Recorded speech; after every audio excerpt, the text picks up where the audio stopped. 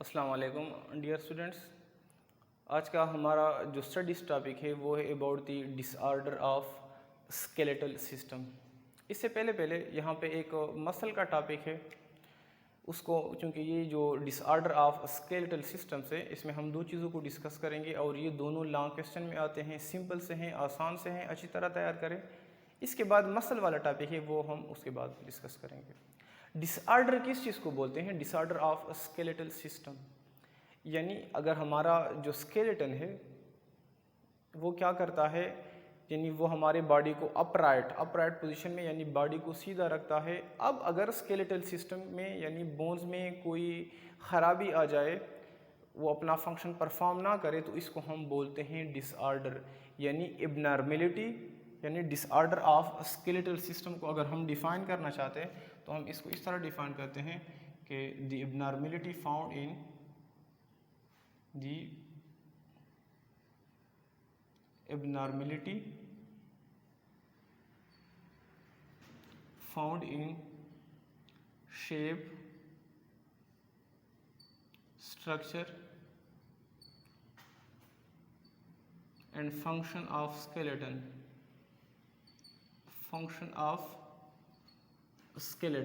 यानी हमारा जो स्केलेटन है, चूँकि we are know that our skeleton is made up of bones and cartilage. अब अगर स्केलेटन के शेप में, स्ट्रक्चर में या वो अपना फंक्शन लॉस करते तो इसको हम बोलते हैं डिसऑर्डर ऑफ स्केलेटल सिस्टम। और ये डिसऑर्डर डिफरेंट काजेस की वजह से होते हैं, जेनेटिक काजेस की वजह से भी हो सकते हैं, ये हमारे पास हार्मोनल काजेस की वजह से भी हो सकते हैं और हमारे पास न्यूट्रिशनल काजेस की वजह से भी हो सकते हैं। जेनेटिक काजेस किस चीज़ को बोलते हैं? जेनेटिक काजेस हम कहते हैं कि हमारे पास क्या है, बॉडी के अंदर कोई भी स्ट्रक्चर बनता है, लाइक हमारे दो आंखें हैं, दो कान हैं, तो वो जीन्स के अंदर ये बात लिखी हुई होती है, छुपी हुई होती है कि जाके आपने आंखें बनाने, आपने हार्ट को बनाना है। तो ये अगर अब उस जीन में जिसने हार्ट को या कानों को या आंखों को बनाना है, इसमें कोई ख़राबी आ जाए तो उसको हम बोलते हैं जेनेटिक काजेस। तो यहाँ पे पहले हमारे पास एक कंडीशन है जो कि हार्मोनल काजेस की वजह से है और उस कंडीशन को हम बोलते हैं ऑस्टियोपोरोसिस।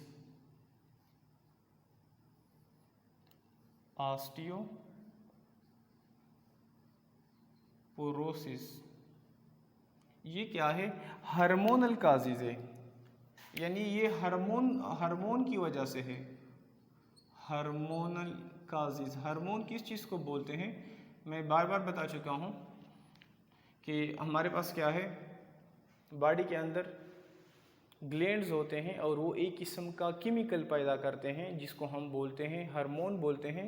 अब ऑस्टियोपोरोसिस की तरफ आते हैं। ऑस्टियोपोरोसिस किस चीज़ को बोलते हैं? Osteoporosis is the combination of two words. Osteoporosis दो वर्ड से बना हुआ है, एक है ऑस्टियो बोलते हैं बोन को बोलते हैं, सेकंड हमारे पास है पोरोसिस बोलते हैं पोर को बोलते हैं, सुराख को बोलते हैं। अब ऑस्टियोपोरोसिस ये क्या होता है? जब हमारे बोन्स के अंदर यानी छोटे छोटे सुराख बन जाए, और वो छोटे सुराख हम आंखों से नहीं देख सकते बल्कि हम माइन्यूट पोर्स होते हैं, स्मॉल होते हैं, हम उसको सिर्फ माइक्रोस्कोप के ज़रिए देख सकते हैं, तो उसको हम बोलते हैं ऑस्टियोपोरोसिस। अब ये जो ऑस्टियोपोरोसिस है ये क्यों होती है, इनकी वजह क्या है, इनकी रीजंस क्या है, किस तरह होती है? फॉर एग्जांपल ये हमारे पास एक बोन है, क्या है ये? हमारे पास एक बोन है। अब हमें ऑलरेडी ही पता है कि बोन के अंदर मिनरल स्टोर होते हैं, दो मिनरल, बाकी भी होते हैं लेकिन ये दो क्या कर लेते हैं जो कि बोन्स को, स्ट्रक्चर को, इनको शेप को मेंटेन रखते हैं।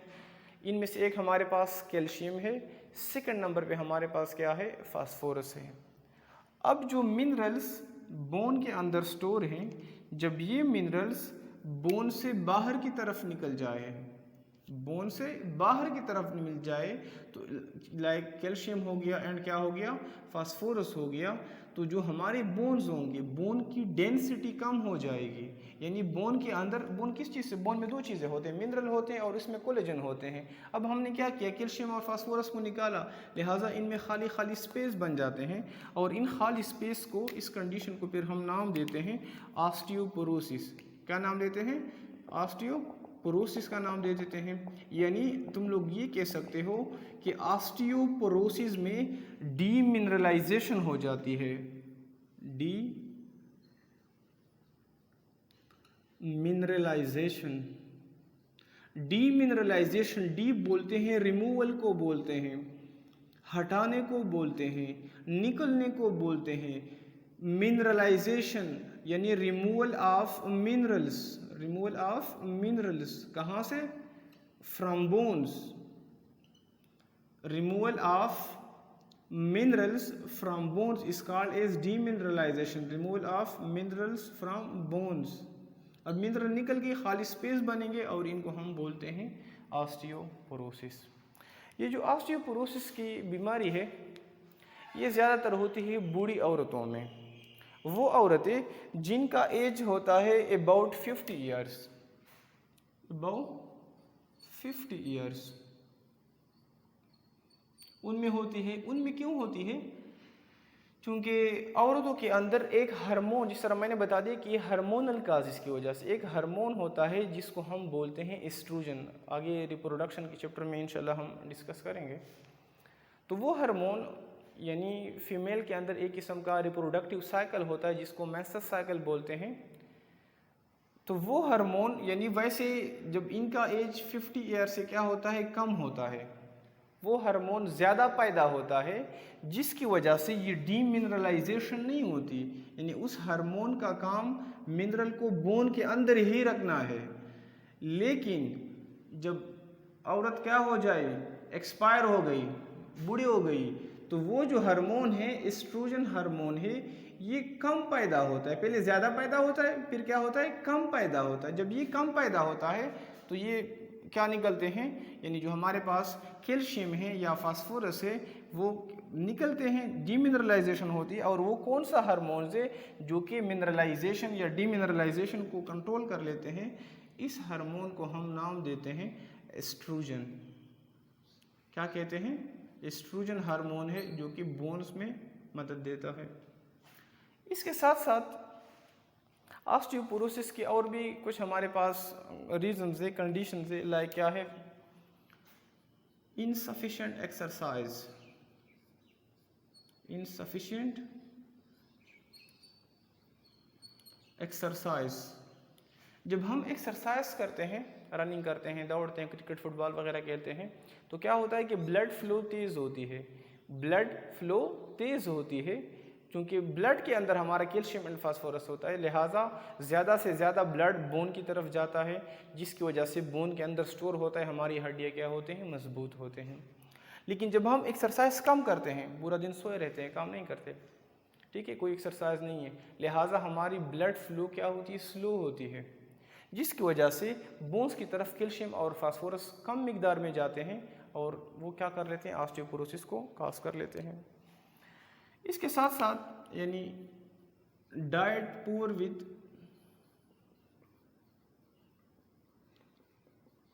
Calcium and protein. अगर हम क्या कर लेते हैं, खुराक तो खाते हैं लेकिन ऐसा खुराक जिसमें कैल्शियम और प्रोटीन की कमी होगी, वो भी क्या कर लेते हैं, ऑस्टियोपोरोसिस की वजह से। थर्ड क्या होती है, जो लोग क्या कर लेते हैं, स्मोकिंग कर लेते हैं, तो स्मोकिंग की वजह से ऑस्टियोपोरोसिस होती है। स्मोकिंग की वजह से ऑस्टियोपोरोसिस क्यों होती है, किस तरह होती है, एक किस्म के सेल्स होते हैं जो कि हमारे बोन्स को बना देते हैं।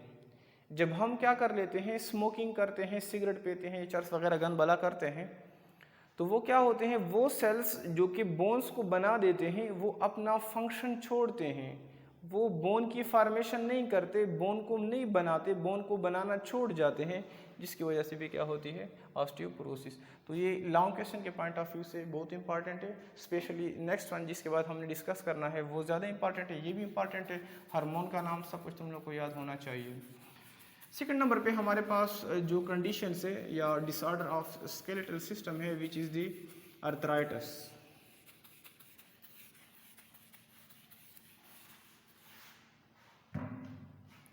क्या है? अर्थराइटिस। अर्थराइटिस जिस वर्ड के पीछे यानी अर्थराइटिस भी अगेन हमारे पास 2 वर्ड से बना हुआ है, अर्थ एंड आइटस। जिस वर्ड के पीछे भी आइटस आएगा, आइटस, इसका मतलब है इन्फ्लेमेशन। इन्फ्लेमेशन, इन्फ्लेमेशन किस चीज़ को बोलते हैं? इन्फ्लेमेशन में हमारे पास 3 से 4 चीज़ें होते हैं। वो जगह यानी हम कहते हैं कि फलाने बॉडी के फलाने पार्ट में इन्फ्लेमेशन हो रही है, लेट्स सपोज जॉइंट्स में इन्फ्लेमेशन हो रही है, हमारे लेट्स सपोज कोई कहते हैं स्टमक में इन्फ्लेमेशन हो रही है, हमारे माउथ में इन्फ्लेमेशन हो रही है।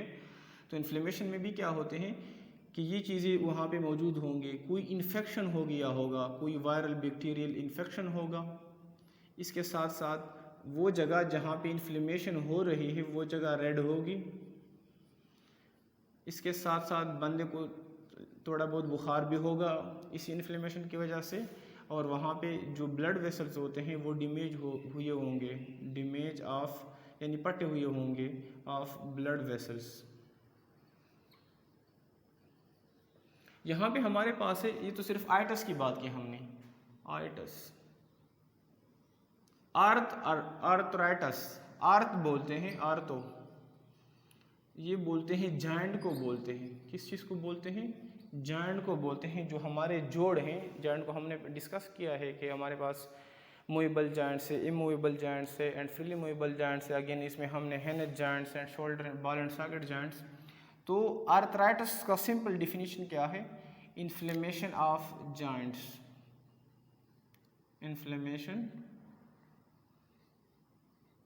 ऑफ जॉइंट्स, कि जॉइंट्स के अंदर क्या हो, जोड़ों के अंदर इन्फ्लेमेशंस हो। अब इसके भी हमारे पास रीज़न भी अलग हैं और इनके टाइप भी अलग हैं। सबसे पहले हमारे पास जो टाइप है वो है ऑस्टियोआर्थराइटिस। ऑस्टियोआर्थराइटिस, ऑस्टियोआर्थराइटिस 3 वर्ड से बना हुआ है, ऑस्टियो, आर्थ एंड आइटस। क्योंकि अर्थराइटिस इन्फ्लेमेशन ऑफ जॉइंट्स को बोलते हैं, ऑस्टियो बोलते हैं बोन को बोलते हैं, यानी बोन, जॉइंट एंड इन्फ्लेमेशन। क्योंकि हमारे जॉइंट किस चीज़ से बनते हैं? बोन से बनते हैं एंड कार्टिलेज से बनते हैं।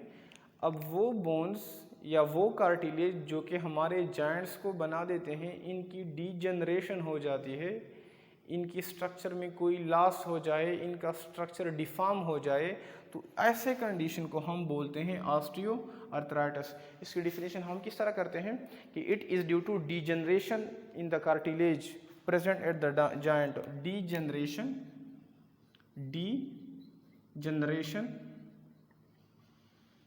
in cartilage present at joint, जिस तरह हमने जिक्र किया था इंटरवर्टिब्रल डिस्क में क्या होते हैं, यानी जॉइंट में हर जगह ये नहीं होता कि एक हड्डी दूसरी हड्डी, हाँ एक हड्डी दूसरी हड्डी से मिलती है, लेकिन दरमियान में क्या होते हैं, किसी के अंदर पानी होता है, पानी के जरिए अटैच होते हैं, गाढ़ा सा पानी होता है, किसी के अंदर कार्टिलेज होता है। तो ऑस्टियोआर्थराइटिस में भी क्या होता है कि जो कार्टिलेज बना देते हैं जॉइंट्स को, उस जॉइंट्स यानी वो कार्टिलेज ख़राब हो जाता है और उस जोड़ों में दर्द होता है, जिसको बोलते हैं ऑस्टियोआर्थराइटिस। सेकंड हमारे पास है रेमेटेड अर्थराइटिस। रेमेटेड अर्थराइटिस, ये भी अर्थराइटिस की एक टाइप है हमारे पास, rheumatoid arthritis. It involve the inflammation of the membrane at the joints. Its symptom include fatigue, low grade fever, pain and stiffness and joint. यानी जो जॉइंट्स में जो मेम्ब्रेन होते हैं, लाइक साइनोवियल हमारे पास मेम्ब्रेन होता है। मेम्ब्रेन किस तरह होते हैं, इधर देखें, तो फॉर एग्जांपल ये एक बोन है, ये दूसरा बोन है। अब इनके अंदर एक अटैच होते हैं एक मेम्ब्रेन के जरिए, और इसके अंदर पानी सा होता है, एक ऊपर से और कवर लगा होता है। अब ये वाला मेम्ब्रेन, इस मेम्ब्रेन ये मतलब क्या होता है, डीजनरेट हो जाता है, ख़त्म हो जाता है, या उसका स्ट्रक्चर ख़राब हो जाता है। ये भी ज़्यादातर जेनेटिक हमारे पास काजेज़ जीन्स की वजह से होती है। तो ये क्या होता है, जोड़ों में दर्द होता है, बंदे को थकावट होती है और वो ज़्यादा से ज़्यादा वज़न को नहीं लेके जा सकते हैं।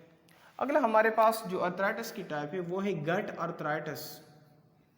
गट अर्थराइटिस, गट या गट अर्थराइटिस किस चीज़ को बोलते हैं, जब हमारे मूवेबल जॉइंट्स, वो जॉइंट्स जो कि मूव करते हैं, वहाँ पे हमारे पास यूरिक एसिड, यूरिक एसिड किस चीज़ को बोलते हैं, यानी एक्सक्रीशन की तरफ अगर हम आए, यानी हमारे बॉडी के अंदर क्या होते हैं, मेटाबॉलिक वेस्ट बनते हैं, लाइक यूरिया हो गया, यूरिक एसिड हो गया, नाम सुना होगा, पिछले चैप्टर में मैंने बताया भी होगा। तो यूरिक एसिड क्या है, एक एक्सक्रीटरी प्रोडक्ट है। जब ये हमारे गुर्दे फेल होते हैं, काम नहीं करते या हम कम पानी पीते हैं, तो वो जाके हमारे जॉइंट्स में जमा हो जाता है, यानी deposition of uric acid in the movable joint is called is gut arthritis. तो यानी यूरिक एसिड क्या है, मेटाबॉलिक एसिड, जब वो मूवेबल जॉइंट्स में जाके स्टोर होता है तो वहाँ पे क्या होती है, इन्फ्लेमेशन ऑफ जॉइंट्स होती है, जिसको हम क्या बोलते हैं, जिसको हम गट बोलते हैं। और ये ज़्यादातर हमारे जो एंकल्स है या जो हमारे टॉयज़ हैं, मतलब टूज़ है, पाँव के जो फिंगर्स है या जो हमारे टखने हैं, वहाँ पे जिसकी वजह से मतलब जिनकी एज बड़े होते हैं, तो ज़्यादातर जो गट है या जो रिमेटेड अर्थराइटिस है, ये ज़्यादातर ओल्ड एज लोगों में होता है, तो उनको जोड़ों की बीमारी ज़्यादा होती है। तो होप कि समझ आ गया होगा तुम लोगों को। नेक्स्ट लेक्चर में इंशाल्लाह हम डिस्कस करेंगे अबाउट दी मसल्स। तो तब तक के लिए अपना ख्याल रखिए। अल्लाह हाफ़िज़।